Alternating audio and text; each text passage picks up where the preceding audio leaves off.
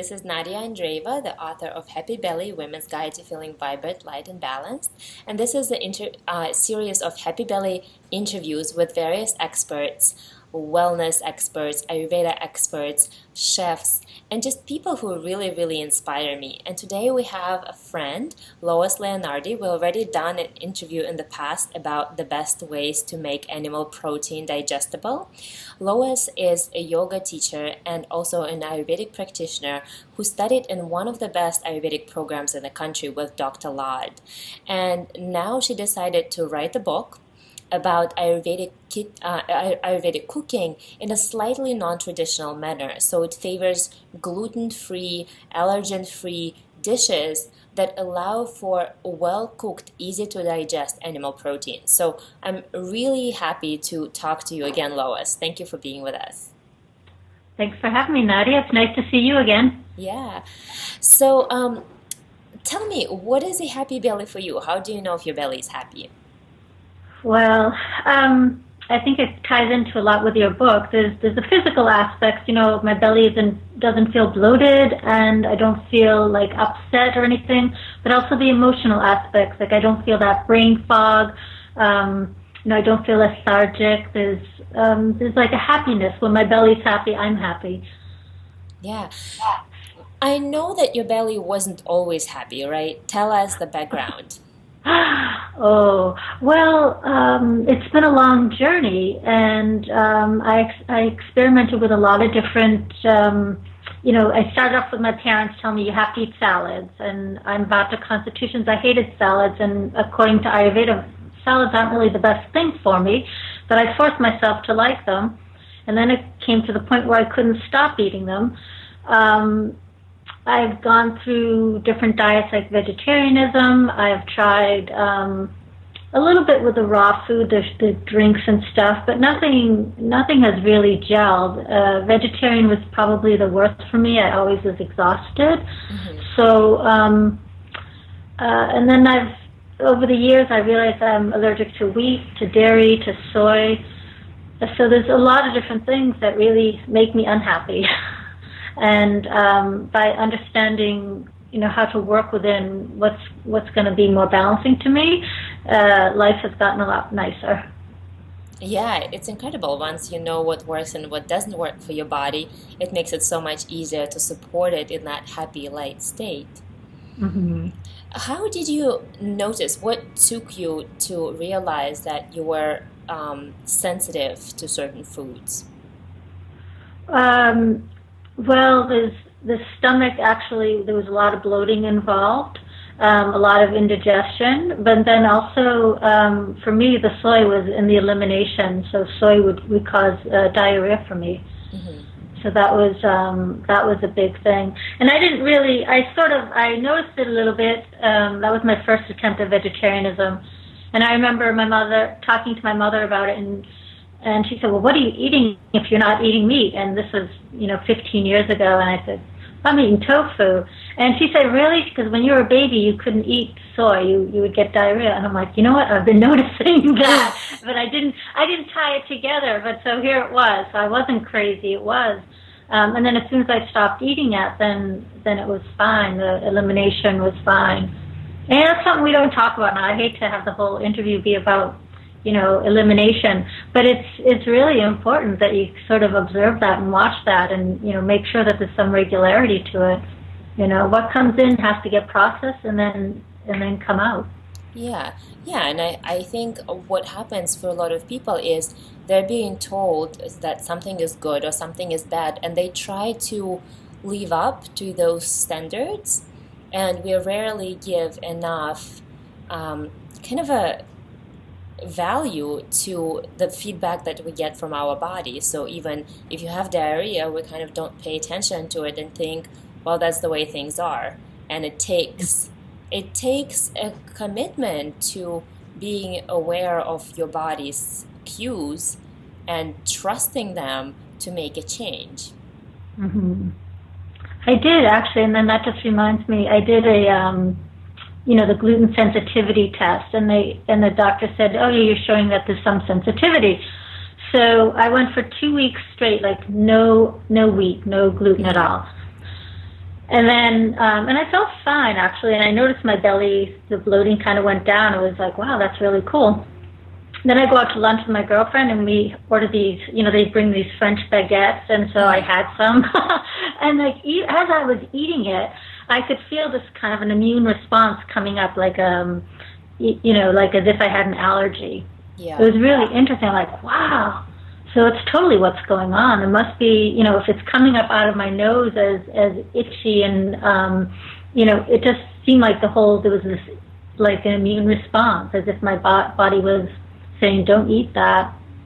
So I try not to eat wheat, but it's sort of in everything, No, I think, you kind of start to recognize things that create that reaction.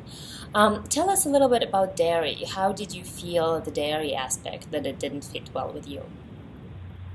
Same thing. I get very congested. Mm-hmm. Like a kapha person who was eating dairy, and just all in my sinuses, very congested. And I just feel like all that, and in my lungs also, I would feel it. So it's so much better when I stay away from dairy. That's fascinating. And I feel like for me, for example, dairy never was a one-sided story. So I feel much better staying away from regular dairy. But I found a farm that delivers unpasteurized, so raw, sheep's dairy. And sheep's ricotta just makes my body so happy. Nice. And it's completely raw. And I don't notice anything. There's no fatigue. There's no tiredness after eating. There's no digestive distress. So I think it's one of the things that a lot of people should be aware of, that not all dairies equal. Oh, absolutely. Yeah. But are you saying sheep milk? Yeah. Yeah, I haven't had that. I had raw goat milk when I was living in New Hampshire because that was legal. I don't know even where I would get raw sheep milk, but I will try to find it out in LA. We must raw have some sheep's farmers. ricotta.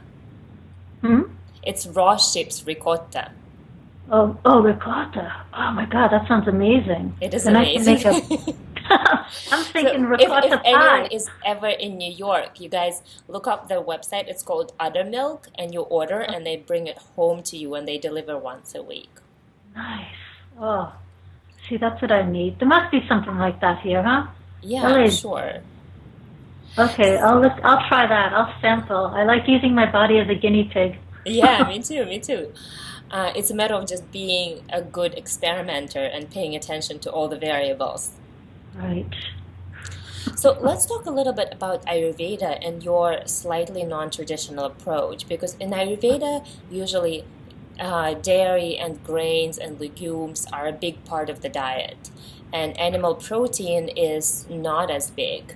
How did you have courage to go against the regular understanding of an Ayurvedic diet? Well, Ayurveda is really all about finding the balance for what works in your body. And traditionally, Ayurveda has used meat for periods where they need to build the body. Mm-hmm. And there are a lot of Ayurvedic practitioners now that are telling Westerners it's okay to eat meat. I think they just realize our bodies are different and we've grown up this way. So I felt like I had to tell people it was okay to eat meat because I felt like I couldn't not eat meat. Yeah. I would become very anemic no matter what I did.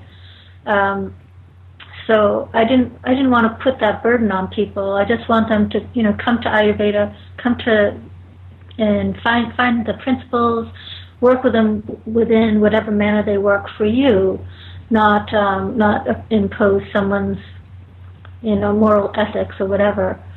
So that's why I do it.